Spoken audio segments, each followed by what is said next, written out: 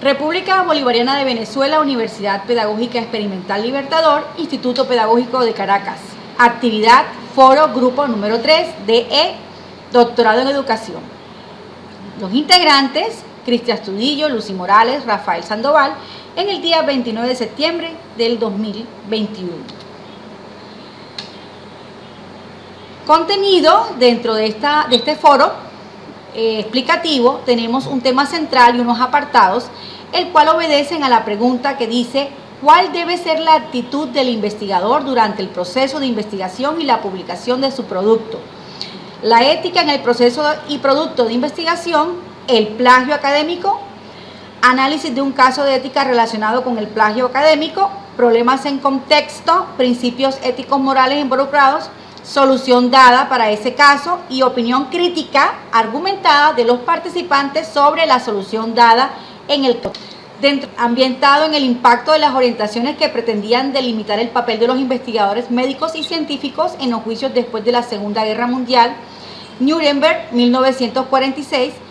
De forma posterior se postularon otros documentos complementarios tales como la Declaración de Helsinki en 1964 y el Informe de Belmont en 1968, proporcionando una serie de principios éticos establecidos en torno a la práctica investigativa médica científica que permanecen en un proceso de actualización constante hasta hoy.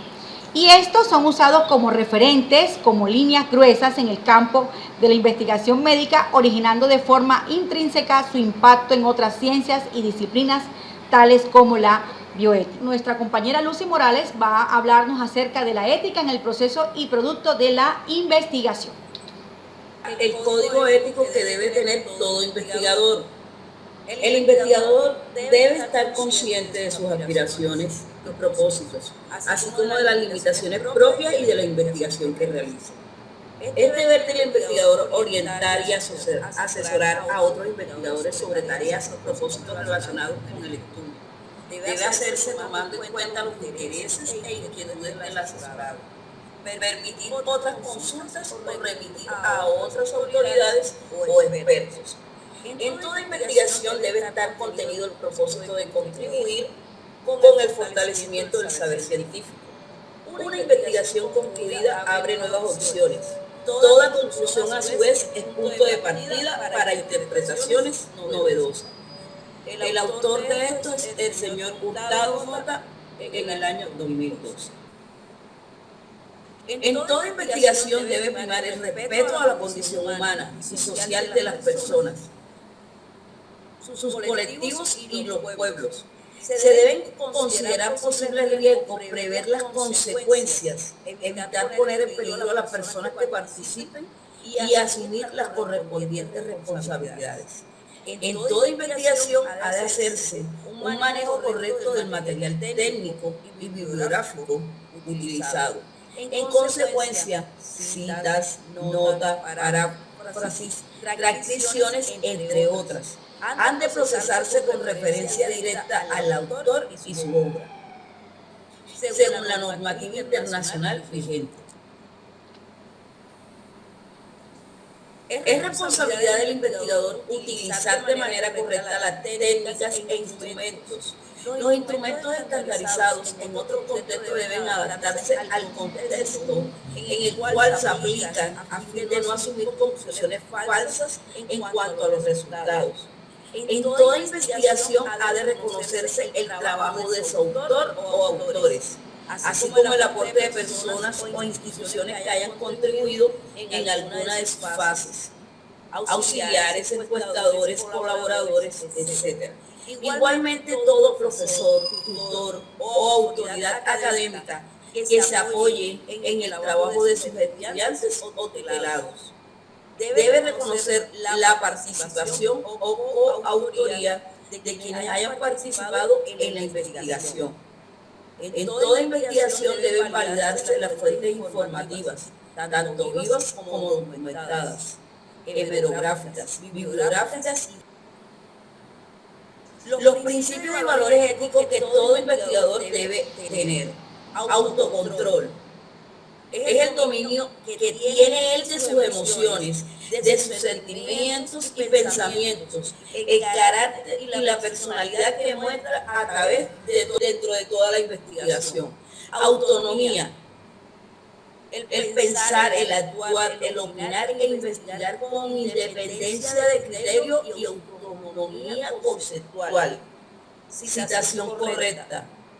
Ser meticuloso con citar correctamente las fuentes de referencias bibliográficas, citar siempre que se utilicen ideas y publicaciones de otras personas. La coherencia. Mantener congruencia y coherencia entre lo que se piensa, dice y hace de manera pública y privada. El compartir la experiencia. Entrenar y compartir la experiencia cuando sirva de tutor, con el fin de incrementar sus habilidades y conocimientos para un mejor desarrollo de las investigaciones. La competencia, dominar y aplicar los métodos, técnicas y herramientas de la investigación científica para garantizar la credibilidad de sus resultados. Confidencialidad. Tratar los manuscritos y las solicitudes de financiamiento con confidencialidad y usarlas apropiadamente cuando actúe como evaluador. Conflicto de intereses. Revelar los conflictos de intereses que puedan presentarse en sus roles como autor, evaluador y tutor, que puedan entorpecer todo el proceso de investigación. Crítica constructiva, aceptar la crítica constructiva y honesta de los pares respecto a los resultados de la investigación realizada. La postura de todo investigador. Una buena conducta en investigación se basa en estos 4 pilares, según Berkeley 2013. Analizar con detenimiento el trabajo de otros científicos. Informar los resultados con honestidad, asignar la autoría de manera justa y aplicar las pautas éticas de la comunidad. La postura del investigador debe contener objetividad. Al ser objetivo, toda vez que las conclusiones obtenidas del estudio no son productos de impresiones subjetivas, sino de hechos observados, verificados. Por tanto, en la interpretación de los resultados deberá evitar cualquier prejuicio e influencia de tipo ideológico, político o religioso que pudiera recibir.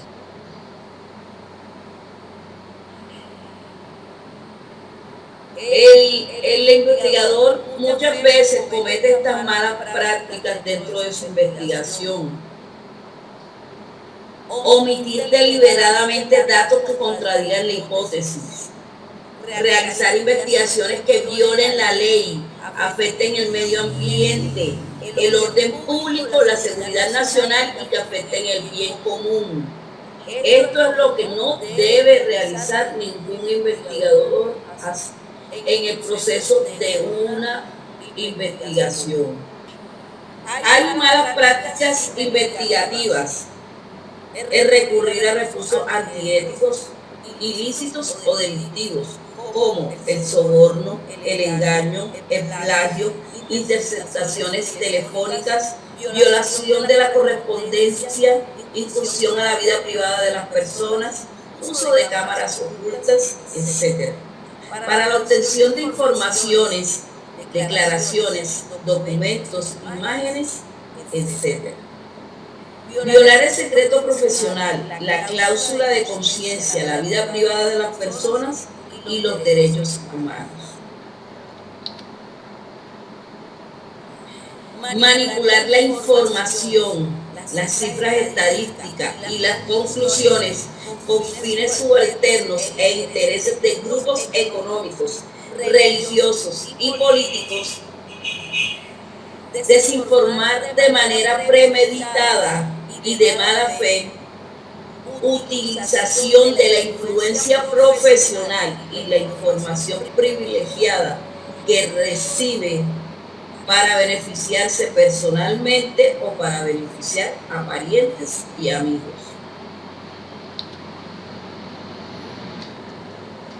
Bueno, ahora vamos a hacer una pequeña intervención anotando algunas acotaciones frente a esa ética profesional que deben tener los investigadores que están pues atada a un sinnúmero de situaciones que se deben tener en cuenta dentro del proceso investigador.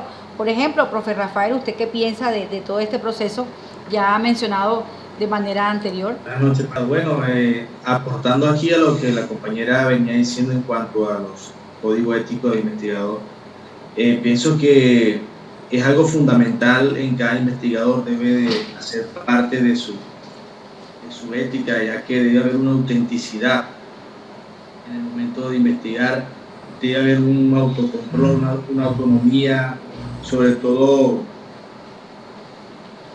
no puede dar un aporte personal y establecerlo como algo definitivo dentro de la investigación, sino que debe ser objetivo y que todo vaya en pro del buen desarrollo de la investigación. Todo esto es necesario en un investigador. Así es, profe. Señor Uzi, ¿tiene alguna otra acotación al respecto? En la parte ética de los investigadores traspasa más allá de toda la labor que uno hace como cualquier persona que hace cualquier trabajo. Fundamentalmente, cuando uno hace los procesos con mucha ética, eso se ve reflejado en todos los procesos, tanto sociales, económicos, políticos, religiosos, y eso se ve a través de los procesos que se ven en las comunidades. Cuando un investigador se adentra a una comunidad, aclarar esos puntos y que las personas que están rodeándolos para hacer dicho proceso conozcan esas pautas como es debido. ¿Para qué? Para reconocer el talante de ese investigador. Ese es mi aporte. Muy interesante, Lucy, todo lo que nos has expuesto de manera anterior. Profe Rafa, adelante. Bueno, en esta parte de la actividad hablaremos acerca del plagio académico. El plagio académico es fácil detectar el plagio a la tecnología que cada día pues va avanzando. ¿Qué tenemos por plagio académico? Según Huerta 2006, él define el plagio académico como la acción de hacer pasar como propios ideas o textos que pensaron otros y que nos fueron transmitidos por ellos, bien por escrito, oralmente o con algún otro mecanismo de comunicación. Plantea el autor que el plagio se consuma en dos circunstancias. La primera es cuando se usan ideas textuales de otros sin respetar las comillas indicativas de literalidad. Y la segunda es cuando se presentan al lector los indicios necesarios para identificar que autor, libro, documento o circunstancia fue tomada la idea ajena. Esto según Tejada Lagonel 2016. Pasamos a la siguiente diapositiva. ¿Qué podemos entender por plagio académico? Los aspectos éticos de una investigación se reflejan en su morfología, en los procesos, en el desarrollo, en la selección y aplicación de las técnicas, pero particularmente en la personalidad de los involucrados. La vivencia ética de la investigación se percibe en lo visible, pues a cada ética le corresponde una estética. Esto según Freire en 1992 y Barrera 2016. Tenemos unas malas prácticas en investigación en lo que concierne al plagio. Dentro de estas están la apropiación indebida de ideas, el autoplagio, es decir, reciclar o reutilizar su propio trabajo con la divulgación o citación apropiadas. Está la autoría inapropiada, tenemos también el incumplimiento de los requisitos legislativos y reglamentarios, tenemos también la violación de las prácticas de investigación generalmente aceptadas, con la falsificación de datos, es decir, en lugar de manipular los experimentos, no respaldar la validación, falta de respuestas a casos conocidos de intentos fallidos de validación. comportamiento inadecuado en relación sospecha de mala conducta. Plagios más comunes actualmente, en nuestros tiempos tenemos 5 plagios que son los más frecuentes. Tenemos como primero la clonación, esto en el ámbito textual, el mosaico en el ámbito de los apartados múltiples, copiado y pegado, es decir, una sola fuente con largos textos no modificados. Tenemos en el cuarto lugar el remix, que es la copia de diferentes fuentes. Y como quinto tenemos búsqueda y reemplazo, es decir, las palabras. Tenemos, más adelante seguimos con los tipos de plagios. Existen 12 tipos de plagios, 12 tipos de trabajos no originales más comunes. Dentro de esto tenemos copiado y pegado, autoplagio, plagio mosaico, modificación de texto con software, compra,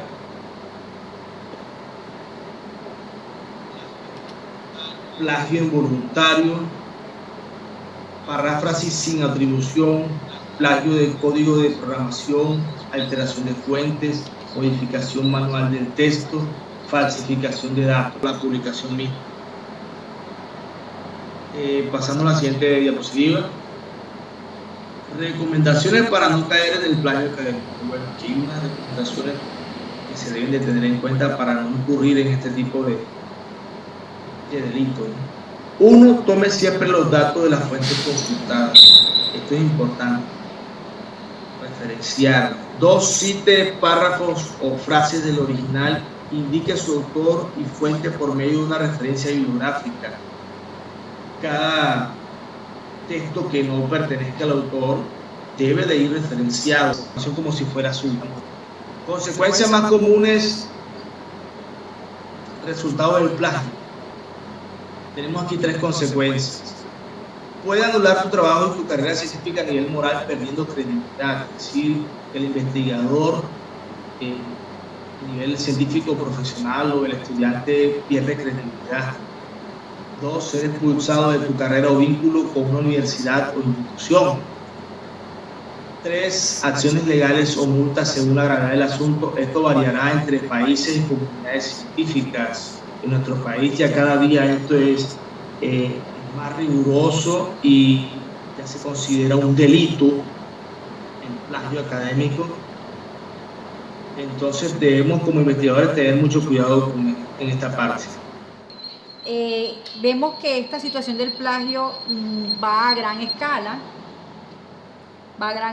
No solamente es lo que hacen los estudiantes de investigación de un doctorado, una maestría, una especialización, sino que también vemos que los chicos de hoy en día, ya es una práctica muy común que se practica en las instituciones educativas, el plagio, y que son actitudes que nosotros como investigadores debemos ir precisamente corrigiendo esas malas prácticas, porque a veces hasta se incurre en plagio sin querer porque no se domina las formas de referenciar otros autores u otro trabajo por el desconocimiento, por el no apegarse a esa citación de esas normas, por ejemplo el caso de las normas APA, Vancouver, ISO, las que sean dentro de cada institución educativa que estas manejen.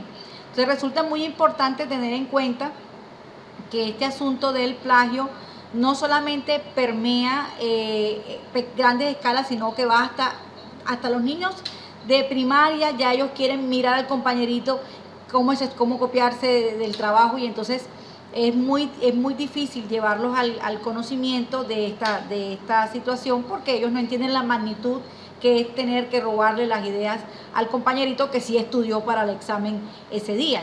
Lastimosamente el plagio académico está pasando fronteras y hasta los niñitos de preescolar se ven: señor, se está copiando de mi tarea. Entonces uno ahí comienza a ver, y si uno no comienza a parar esa bolita de nieve, se vuelve y te va llevando. Como dijo Rafa también, en los tiempos no se hablaba de plagio académico. se hablaba de algo como imitación. Resulta tan interesante que la palabra plagio empezó a utilizarse en el derecho romano para calificar a la persona por la acción de robar personas y cosas. En el siglo I después de Cristo se empieza a usar para arrobo de ideas. De hecho, y se le atribuye al poeta Marcial el uso diario para hacer alusión en la literatura a la persona que le ha robado sus obras. Gracias. Gracias, Lucy, por tu participación, por esas excelentes palabras que nos acabas de decir, por el tema de análisis de un caso de ética relacionado con el plagio académico. Entonces, el caso que les tengo tiene unos dilemas morales correspondientes al robo de la autoridad intelectual, al daño en la credibilidad de producto de trabajos en la comunidad científica de la universidad, al impacto social por publicaciones producto de malas prácticas académicas investigativas y todo lo que esto concierne, y a las malas prácticas en investigación que hemos estado comentando desde un principio. Entonces, el estudio de caso es un caso real que me tocó vivir, el cual se realizó sucedió en el año 2015 con un trabajo de campo que se realizó en el departamento de San Jacinto Bolívar, a los petroglifos, al Museo Comunitario de San Jacinto, ese municipio, correspondiente al módulo de patrimonio de una maestría en historia. La asignatura era dictada por dos docentes, magísteres en patrimonio cultural. Ellas presentaron un formato dentro del cual se debía realizar la actividad. Entonces consistía en una observación directa del trabajo, y esta observación directa era mirar pues precisamente los petroglifos, que son unas piedras talladas, y un museo vivo que ellos han constituido a nivel comunitario dentro del municipio, que es muy importante. Y se dice que es un museo vivo porque las mujeres hablaban del tema y enseñaban a tejer también dentro del museo. Entonces, ya los niños también de la comunidad hacían este tipo de trabajo. Entonces, el trabajo consistía en tres elementos que eran precisamente triangular: la teoría de los autores en torno al patrimonio, la interpretación del recorrido y analizar el recorrido. Entonces era lo que se veía, lo que estaba pactado en la teoría y lo que se interpretaba dentro del mismo. El formato, pues así era: describir dentro de cada uno de ellos el petroglifo, el museo comunitario, las prácticas ancestrales, mirar esa postura y la interpretación que cada estudiante debía hacer de cada una de estos espacios recorridos. Unas compañeras decidieron compartir el borrador del trabajo para analizar. La compañera pues le presta una a la otra, le presta el trabajo, y esta a su vez, a ruegos del compañero, pues le prestó a un amigo, que él le dijo que era para ver cómo guiarse y todo esto. Usaron el borrador, pero resulta que el borrador simplemente cambió el nombre y presenta el trabajo precisamente a nombre de él. Entonces, la profesora había subido notas definitivas, pero la otra profesora fue de pronto un poco más audaz y se le dijo, vamos a revisar, vamos a pasarlo por el instrumento de plagio.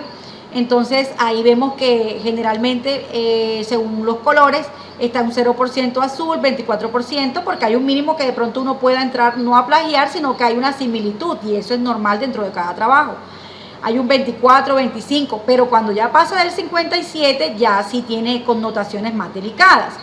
Ya cuando pasa del 80 al 100% es mucho más delicado.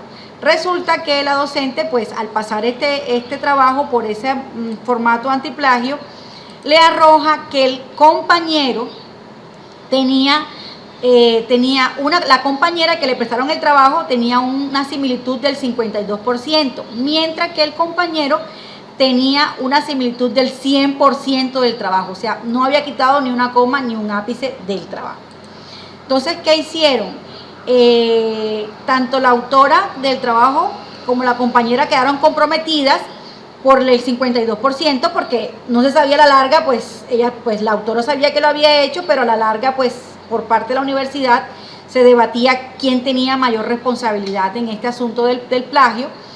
Y vemos acá que la docente envía a coordinación académica para que estos tres compañeros soliciten los descargos, y resulta que ellos, pues de los tres, las dos compañeras presentaron los descargos explicando el por qué habían hecho la actividad, porque la habían compartido, y que pues se debía más bien era un error, porque realmente todos habían observado lo mismo, era el mismo formato, era la misma información la que iba a hablar, o sea que la capacidad de que se pareciera el trabajo era muy alta, pero no tanto como para un 100%. Entonces, en ese caso, el compañero decidió no presentar los descargos, sino que simplemente abandonó la universidad, no se supo más de él. La compañera sí presentaron los descargos, pero la universidad, dentro de la decisión tomada, fue precisamente el hacer que la compañera repitiera el semestre en cuanto a la materia de patrimonio, y pues le tocó pagar nuevamente esa asignatura dada por la docente, y eso fue después de haberse realizado un acta de compromiso en donde ellas pactaron la idea. Entonces al chico no le modificaron las notas en plataforma, a las dos compañeras sí, a la que había de una u otra manera tenía la similitud, que le habían prestado el trabajo. Ella fue honesta pues y reconoció que había una similitud, pero de todas maneras, como les digo, ese trabajo estaba sujeto a que habían los mismos términos y podía haber un parecido, inclusive hasta el dato que... Pero de todas maneras la universidad fue muy severa en ese sentido y le dijo que tendría que repetir la materia, y a ella no le pasaron la materia, más la autora pues sí pasó su asignatura, pero la otra debió repetirla completamente, o sea que le tocó repetir la materia.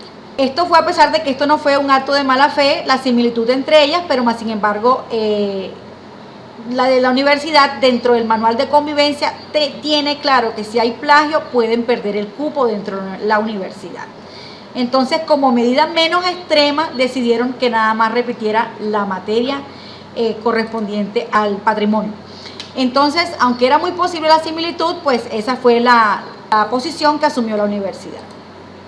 Entonces, en este sentido, vemos que se violaron dentro de estos principios mencionados de manera anterior, el autocontrol, que es el dominio de sus emociones, sentimientos, pensamientos, carácter y personalidad, porque no sabemos por qué de pronto el profesor no solamente decidió plagiar, sino quizás tendría alguna circunstancia, alguna situación que de pronto no se dirigió al docente y decirle, mire, es que no me encuentro en capacidad, no puedo hacer el trabajo, o algo así, y no tener que simplemente pensar que cambiar el nombre, porque como el plagio fue total, porque al pasarlos era el 100%, o sea, fue bastante vergonzoso para él, tan así, que él se retira de la universidad. Él ya a partir de que le pidieron los descargos, él más nunca regresó a la universidad. Y en otro principio que se falló fue la autonomía de pensar, actuar y opinar e investigar con independencia de criterio, autonomía conceptual.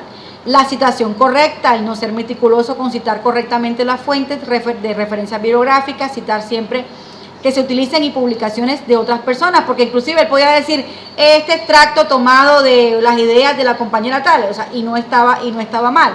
Pero lo importante era haber citado en ese momento ese material que se había utilizado.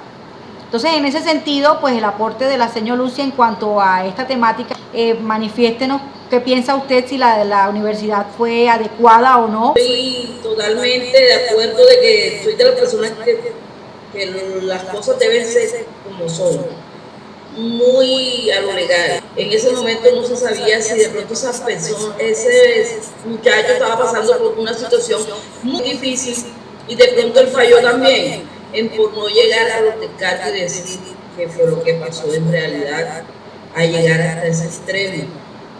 Él de pronto se sintió entre la espada y la pared, porque de pronto él diría, me van a vetar, me van a expulsar y no voy a poder ingresar a otra institución a poder terminar. Y las chicas, yo creo que fueron severas con las chicas, porque de todos modos las muchachas se fueron conscientes. Se respeta lo que se haga dentro de las instituciones, como son los consejos, como son la parte tanto académica como disciplinaria, donde ellos toman esas decisiones de decidir esa clase, ser como que radical y decir, esto es lo que vamos a hacer. Sí, es que a veces las universidades con ese tema del plagio toman como la última palabra, y ellos son muy severos, porque inclusive un comentario de la profesora era que es que uno tiene que hacer valer las ideas. si ustedes en algún momento van a hacer su propio trabajo intelectual y a ustedes no les va a gustar que nadie se los robe. Entonces, nosotros como claustro universitario debemos procurar que las ideas no sean robadas. Eso fue lo que le sustentaron a ellos. Profe, ¿usted qué opina de esa situación, de ese caso? Bueno, he estado mirando y analizando la situación. Pues yo pienso que las determinaciones que tome el Consejo Ético de la universidad pues es respetable. De todos modos, es un hilo muy delgado el asunto de la parte subjetiva y la objetiva. Yo pienso que ellos fueron más objetivos, dejando a un lado el asunto de la parte socioemocional, cuáles hayan sido las circunstancias de pronto emocionales o socioafectivas, no sé, del muchacho para haber hecho eso. Yo pienso que ellos fueron más rigurosos, se fueron más a lo científico, a lo objetivo. Simplemente repiten las muchachas la asignatura y pues la autora, pues, a ella no se le cambió la nota, pero a la compañera se le hizo reprobar y el muchacho, por timidez, por miedo a afrontar las consecuencias, decidió no reportarse. Lo que se refiere a la parte del juicio que emitieron, porque a ellos les tocó emitir un juicio. Así es. Es respetable lo de la universidad. Sí, claro. Es que es muy difícil porque, como les digo, es una línea tan delgada, tan delicada, que uno no sabe de pronto qué circunstancias podía estar atravesando el profesor, pero de todas maneras hay un rigor ético al cual las universidades deben obedecer, que independientemente de cualquier circunstancia, de lo que estuviese sucediendo, de los pormenores que tenga el compañero en ese entonces, pues no se tuvo en cuenta nada de eso, sino que fueron tan cercenantes. De hecho, fue tanto el impacto quizás emocional que él vivió al frente de ese requerimiento, porque es que él no había sombra de duda. Y él ya sabía que independientemente de cualquier circunstancia, teniendo en cuenta el manual de convivencia de la universidad, pues no iba a ser favorable la decisión que iban a tomar para él, porque es que la universidad ya tenía establecido precisamente que si se daba un caso de plagio, pues entonces ya tenía que ser expulsado. O sea, que él, antes de que le dieran oficialmente "estás expulsado de la universidad", él mismo decidió, se retiró. Entonces hay que tener en cuenta también esas situaciones también. De pronto yo, algo que de pronto me llamó la atención cuando estaba investigando y estaba viendo sobre todo el proceso del plagio, la ética, los derechos de autor y esas cosas, que el plagio académico, a pesar de todo, consiste que una acción de apropiación de ideas originales, y ya eso quedó claro.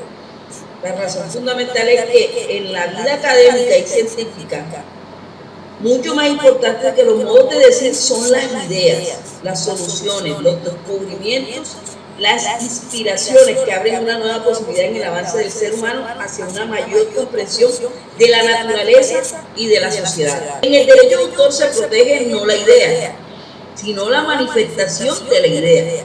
Sí se da un agravio al derecho de autor que se haga una transcripción de la obra original, llamado plagio burdo, o que se tome el libro y se vaya disfrazando la redacción, introduciendo modificaciones cosméticas con la finalidad de endosar el fraude, algo conocido como plagio inteligente.